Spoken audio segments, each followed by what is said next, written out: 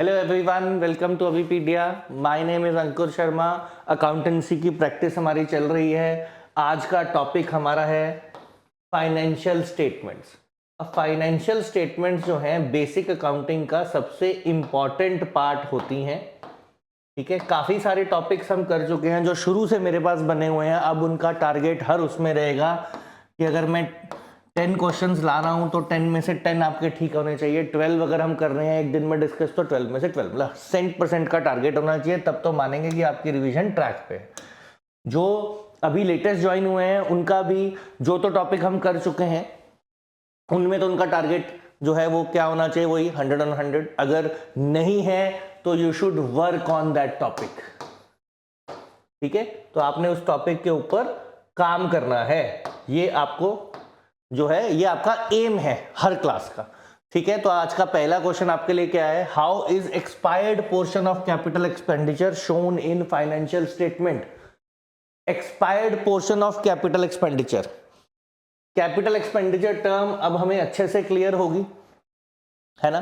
काफी बार हम कर चुके हैं अब तो, चाहे फिर आप, तो अब आपने इसमें बताना है कि कैपिटल एक्सपेंडिचर जो है वो उसका जो एक्सपायर्ड पोर्शन होता है, एक्सपायर्ड मतलब जो यूज हो गया करंट ईयर में, वो कहां क्या करते हैं, उसे एज एन इनकम रिकॉर्ड करते हैं, एज एन एक्सपेंस रिकॉर्ड करते हैं, एज एन एसेट रिकॉर्ड करेंगे, एज एन लाइबिलिटी रिकॉर्ड करेंगे। तो आपको समझना है जैसे आपका जो भी पोर्शन उसी ईयर में एक्सपायर हो जाता है, मतलब जिसका यूज हो जाता है, जैसे एक फिक्स्ड एसेट है, फिक्स्ड एसेट पे हम डेप्रिसिएशन लगाते हैं। तो डेप्रिसिएशन क्या होती है, डेप्रिसिएशन वो पोर्शन होता है फिक्स्ड एसेट का जो हमने उस साल यूज कर लिया रेवेन्यू जनरेशन के लिए। तो वो डेप्रिसिएशन कहां जाती है, आपकी क्या रिकॉर्ड होती है, आपकी प्रॉफिट एंड लॉस स्टेटमेंट के अंदर कहां रिकॉर्ड होती है, डेबिट के अंदर जाती है, यानी कि एक्सपेंस की तरह ट्रीट होती है। तो एज एन एक्सपेंस जितना भी एक्सपायर्ड पोर्शन होता है, वैसे ही कई बार गुडविल को राइट ऑफ करते हो, तो जो पोर्शन आप राइट ऑफ करते हो, ठीक है, वो पोर्शन आपका क्या होता है, वो जो भी चीजें पीएनएल में डेबिट जाती हैं वो मतलब उस साल यूज हो गई, खर्च हो गई, फिनिश हो गई, एक्सपायर हो गई, दैट डजंट, तो कहां जाएगा वो, एज एन एक्सपेंस रिकॉर्ड होगा, has no future economic benefit associated to it. ठीक है, वो जो बेनिफिट लेना था हमने उसी साल यूज कर लिया, तो इसलिए वो क्या है, आपका एक्सपेंस है। फिर subscription collected in advance by a publisher should be classified as, subscription advance में ले ली, पब्लिशर, जो पब्लिशर होते हैं उनके लिए सब्सक्रिप्शन बहुत इंपॉर्टेंट होती है। अब अक्रूड एसेट है, वो अक्रूड लाइबिलिटी है, अनअर्न्ड रेवेन्यू है, प्रीपेड एक्सपेंस है, इनमें से क्या है ये आपको बताना है। ठीक है, subscription collected in advance, subscription एक पब्लिशर के लिए इनकम होती है, इनकम उसने एडवांस में ले ली, इनकम एडवांस में ले ली, तो अब इसका मतलब क्या है, वो उसने अर्न नहीं की है अभी। ठीक है, अभी काम करना बाकी है, तो उसको कैसे ट्रीट करेंगे, आप करेंगे अनअर्न्ड रेवेन्यू। अनअर्न्ड रेवेन्यू बोल सकते हैं उसको, प्री रिसीव्ड इनकम भी कहा जा सकता है, और वो फिर कोई अक्रूड लाइबिलिटी नहीं, अगर आप बोलें वो एक लाइबिलिटी है no doubt, but accrued liability कोई टर्म नहीं होती है, तो आपको ध्यान रखना है अनअर्न्ड रेवेन्यू बोलेंगे, लाइबिलिटी बोल सकते हैं, या प्री रिसीव्ड इनकम बोल सकते हैं। तो आपको ये चीज जो है वो क्लियर होनी चाहिए। तो अब तो नाम कैसे भी दिया आपको ये समझना है, अनअर्न्ड रेवेन्यू मतलब अभी हमने काम करना है, पैसे पहले मिल गए, जैसे ये तो हो गया आपका सब्सक्रिप्शन का केस, है ना। तो इसे पब्लिशर को पैसे पहले मिल गए, अभी उसने बुक वगैरह या काम जो है पब्लिश करके देना है। ठीक है, आप जो है गुड्स बेचते हैं, तो गुड्स बेचने से पहले ही पैसे मिल गए, या आप सर्विस प्रोवाइड करते हैं, सर्विस प्रोवाइड अभी की नहीं है, आपने एडवांस ले लिया, ये सारे ही केसेस आपके क्या हैं, अनअर्न्ड रेवेन्यू में काउंट किए जाते हैं, या प्री रिसीव्ड इनकम में काउंट किए जाते हैं। और वो क्या होती है, लाइबिलिटी होती है। If cost of good sold is 1,20,000, gross loss is 25% of sales, sales would be, कितनी सेल्स होगी, कॉग्स दिया है, कॉस्ट ऑफ गुड सोल्ड आपको दिया है। फटाफट से क्वेश्चन सॉल्व करके मुझे बताओ, फिर मैं आपको यही चीज जो है शॉर्टकट और लॉन्ग जो है दोनों से करके दिखाता हूं। आपका एम होगा क्वेश्चन गलत नहीं करना, ठीक है, शॉर्टकट याद रहेगा, बहुत बढ़िया। लॉन्ग इसलिए करना होता है कि कई बार शॉर्टकट हमारे माइंड से इरेज हो जाता है तो हम उसका यूज करते हैं। पहले मुझे बताओ जरा क्या आंसर है, ए बी सी डी, 90,000 है, 96,000 है, 144 है या 150 है, फिर मैं आपको बताता हूं कि क्वेश्चन कैसे करना है, ठीक है।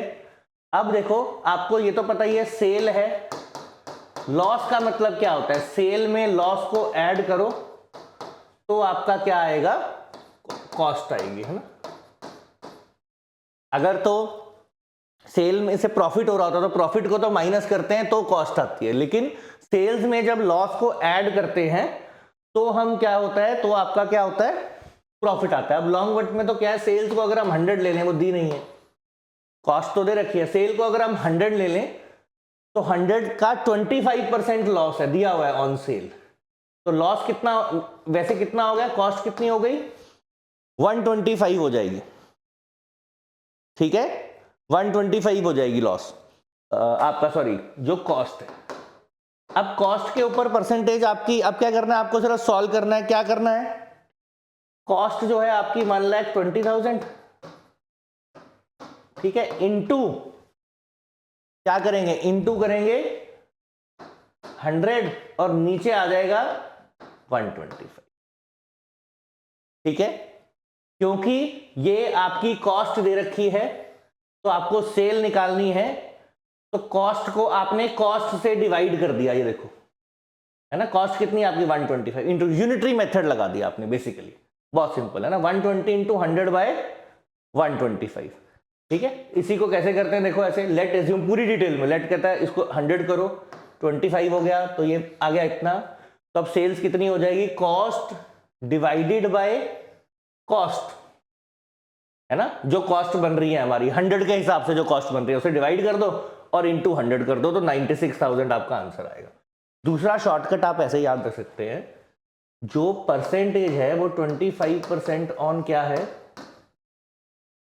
ऑन सेल है, तो इसको अगर आपको कॉस्ट में कन्वर्ट करना हो, अब क्योंकि ये लॉस है, अगर तो प्रॉफिट होता तो हम यहां पे करते माइनस, तो 100 अपॉन 100 माइनस प्रॉफिट होता, लेकिन क्योंकि ये लॉस है तो इसलिए प्लस लॉस हो गया, बस ये ध्यान रखना है। ये वाला फॉर्मूला तो सबको आता ही होता है, cost into 100 upon 100 minus profit. क्यों माइनस करना था, प्रॉफिट होता तो माइनस क्यों करना था, क्योंकि सेल से कॉस्ट पे जा रहे हैं और सेल बड़ी होती है कॉस्ट छोटी होती है, पर यहां पे उल्टा है, यहां पे लॉस है तो इसलिए प्लस कर देंगे, बस इतना ध्यान रखना। ये वाला शॉर्टकट तो याद होता है, और भूल जाओ तो फिर ये तो है ही, ठीक है, ये तो है ही, लेकिन कोशिश करनी है ये शॉर्टकट याद रखना है। प्रॉफिट के केस वाला भी, क्योंकि इस तरह के क्वेश्चन आपको आ सकते हैं, तो इसलिए ध्यान रखना है। आंसर आपका 96,000 आ जाएगा इस केस में, तो इस चीज को नोट कर लो। प्रॉफिट के केस में भी और उल्टा भी, अगर देखो कॉस्ट वाली, कॉस्ट पे परसेंटेज दे रखी हो, सेल पे कन्वर्ट करनी हो, तो इन देश उसमें क्या होता है, 100 अपॉन 100 प्लस प्रॉफिट होता है। प्रॉफिट के केस में ये दो फॉर्मूले होते हैं, ये याद है।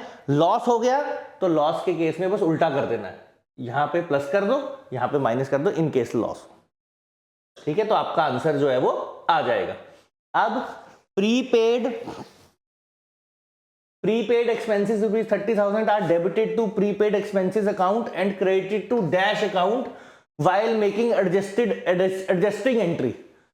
prepaid expense है 30,000 रुपीज का, ठीक है, 30,000 रुपीज का प्रीपेड एक्सपेंस है, तो आपको क्या करना है, वो डेबिट जब कहता है एडजस्टिंग एंट्री जो पास करनी है, उसमें इसको आप क्या करोगे, डेबिट में तो आपको बता दिया, डेबिट में तो it is debited to prepaid expense, तो क्रेडिट में क्या करना है, क्रेडिट में आपको एक्सपेंसेस लिखना है, एक्सपेंडिचर अकाउंट लिखना है, ट्रेडिंग अकाउंट लिखना है, प्रॉफिट एंड लॉस अकाउंट लिखना है।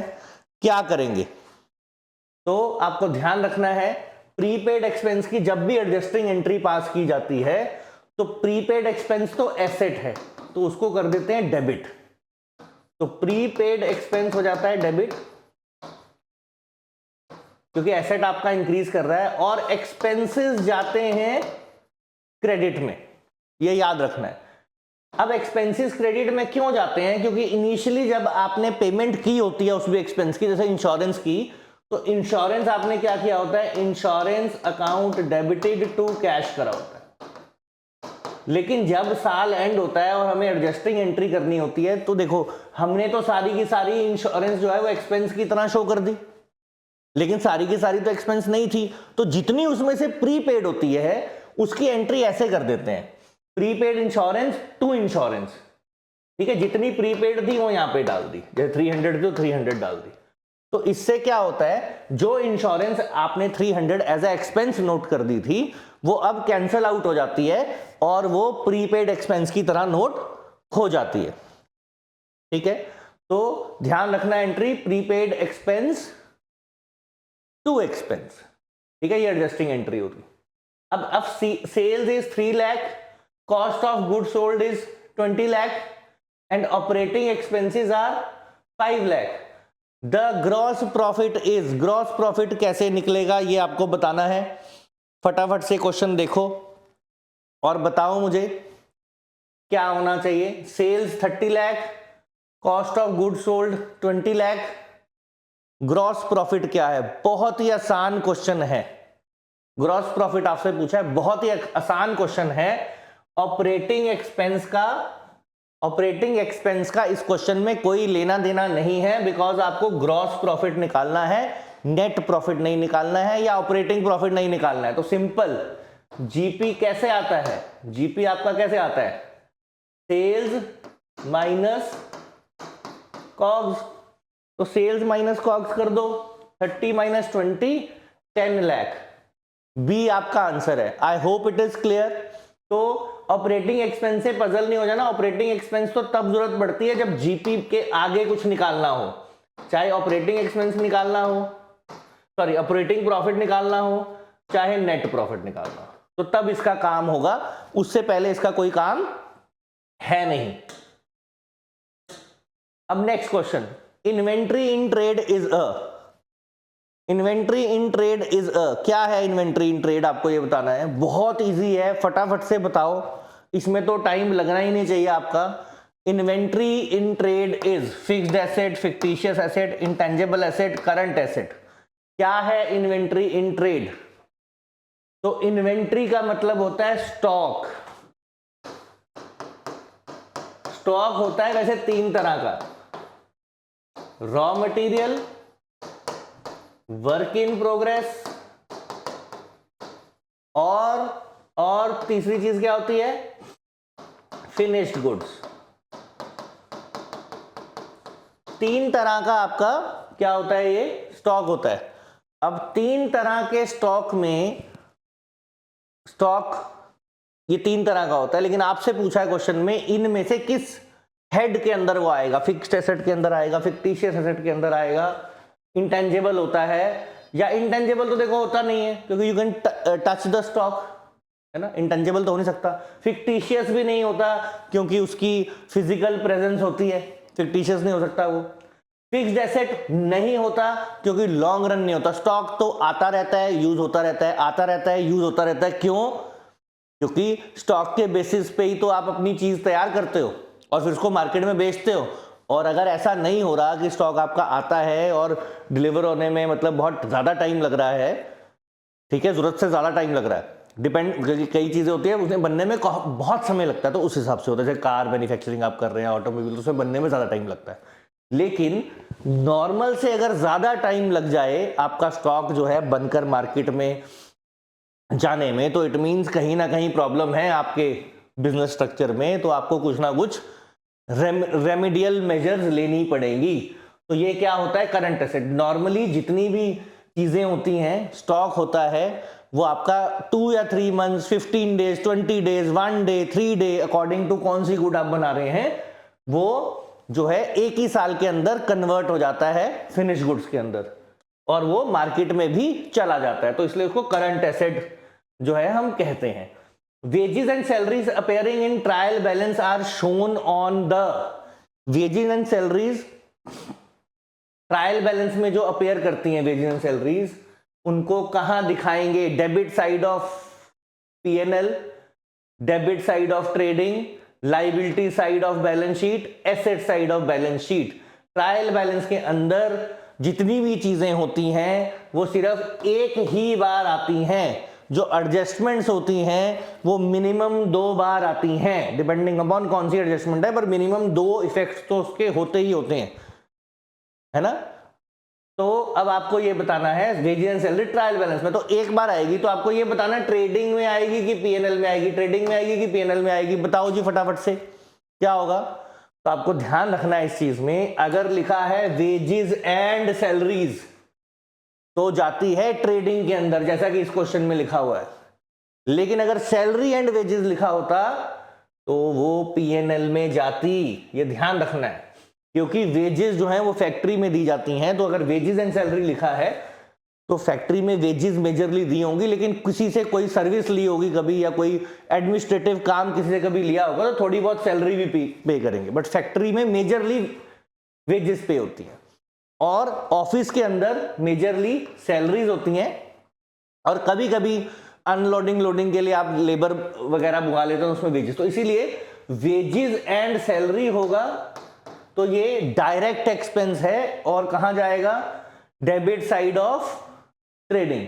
और सैलरी एंड वेजेस लिखा होगा तो ये कहां जाएगा, ये जाएगा आपका पीएनएल में, इनडायरेक्ट एक्सपेंस हो जाएगा, ठीक है। या फिर आ गया क्वेश्चन वैसा ही, कैसा जो अभी हमने किया था, कौन सा, कॉस्ट से रिलेटेड था, उसमें लॉस था। अब ये कहता है profits are 25% of selling price, what is percentage of profit to the cost. Selling price पे 25% है, बताना क्या है कि कॉस्ट पे कितना है, अभी सिखाया इसीलिए बताया था तब मैंने।